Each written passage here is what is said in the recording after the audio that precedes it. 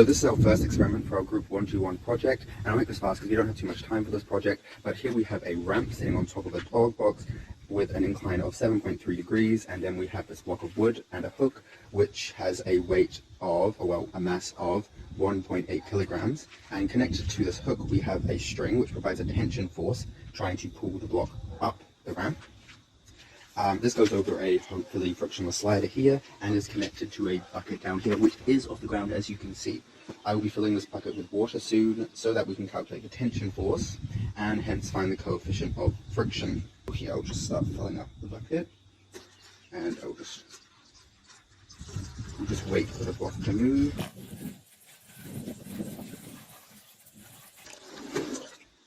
And there we had movement in the block.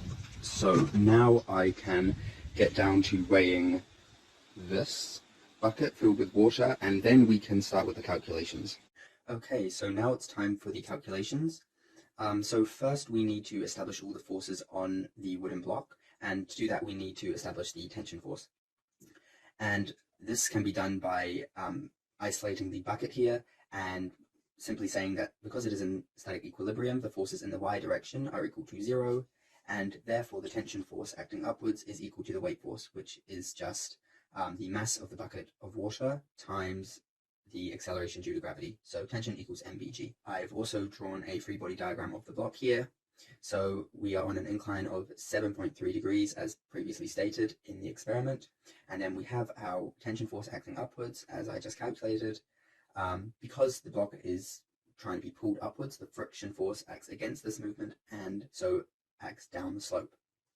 We also have the weight force of the wooden block, mwg, and this can be split up into its vertical component, mwg cosine 7.3, which acts into the slope, and mwg sine 7.3, which, like the force of friction, acts down the slope.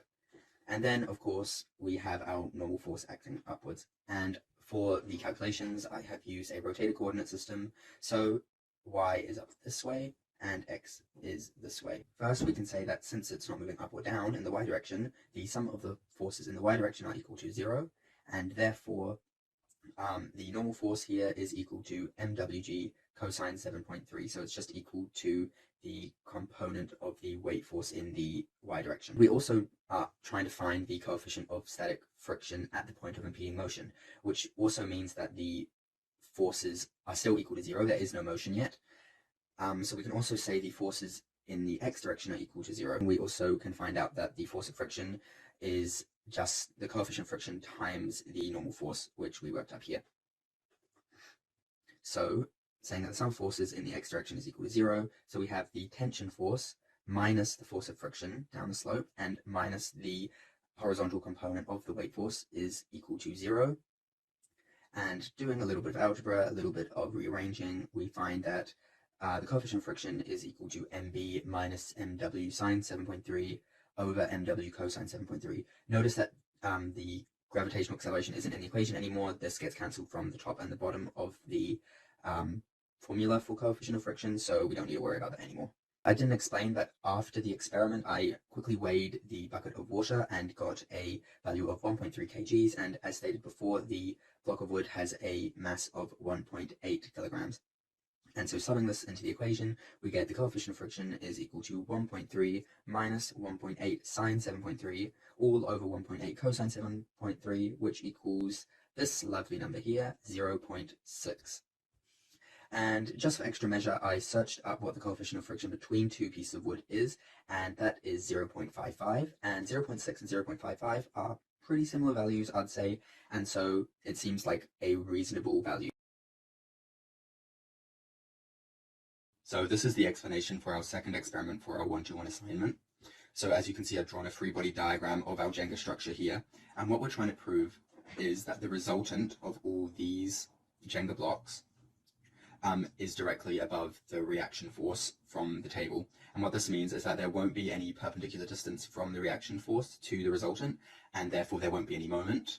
It'll be a moment equilibrium, and so the structure is stable. It does not rotate in any direction. What's also important to consider is that there's no horizontal forces, and therefore we don't actually have to worry about where the centroid is in the y direction, since the line of action will just be a horizontal line. So it doesn't matter if it acts here, it doesn't matter if it acts here, it doesn't matter if it acts here. The perpendicular distance from the reaction to the resultant will always remain the same.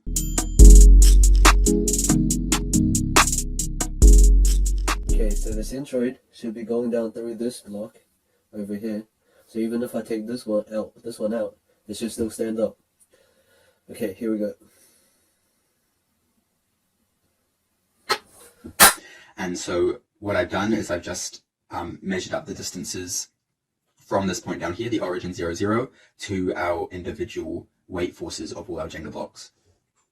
And then we also need to figure out what the total area is, and the total area is simply 14A, where A is the area of each individual Jenga block. We get this equation, which is the distance x of the centroid from the origin is the sum of the areas times the distances of each individual block, divided by the sum of the areas. We can see that this is just equal to A times x1 plus x2 plus x3, etc. over 14A, and so A cancels out in both equations, and so eventually we end up with this equation here, which is just x1 plus x2 plus x3 dot dot dot all the way to x14 over 14 is equal to x. And subbing in our numbers, we get this number here, which is 6.536 centimeters. Now you may be thinking, well, 6.536 centimeters isn't directly above this reaction force. This reaction force is actually 6.75 centimeters from the origin, and the resultant force is actually here. And so there still is this small perpendicular distance of 0.214 centimeters between the reaction and the resultant force. So there still is a net moment, but the structure is still in static equilibrium, as we saw by our experiment. So it's important to understand why this is, because we're actually modeling this reaction force as a single point force rather than a distributed force, and it should actually be a distributed force. This isn't a point, this isn't a triangle or anything, so the table is exerting a force across the whole base of it, not just in the middle. And so that's what I've done down here, is we've got the base of this Jenga block up here, which is 1.5 centimeters, and this, instead of being modeled as a single force in the middle, can be modeled as a force at each corner, so at A and at B. And we've got our distance of 0.536 centimeters to F2T here, and 0.964 centimeters to FB here. And if we set the moments equal to 0, then we find that the force at B is 0.357 times the force of T, and the force at A is 0.643 times Ft. And so what this means is that Fa is actually providing a greater force than Fb, and this helps to counter this anti-clockwise moment here. So this is providing a clockwise moment about B, this is providing an anti-clockwise moment about B, and therefore the whole base of this is in moment equilibrium. That is why the whole structure is indeed in static equilibrium, as there is no net moment, and therefore it does not rotate in any direction. I've also wanted to calculate the individual forces at A and B, and so first I had to find what Ft was. So I researched what the mass of each individual Jenga block was, and that is 10.6875 grams, or 0.01 kilograms. And so Ft in total is 0.149625 times the force of gravity, G, newtons downwards. And so overall Fb is 0.524 newtons upwards, and Fa we see is 0.908 newtons upwards, which is a greater force upwards. When we add these two together, it comes to Ft, and therefore the forces in the upwards direction also equal the forces in the downwards direction, and therefore this is also in vertical force equilibrium. That means the whole structure is in moment equilibrium, it's in force equilibrium, and therefore it is overall in static equilibrium.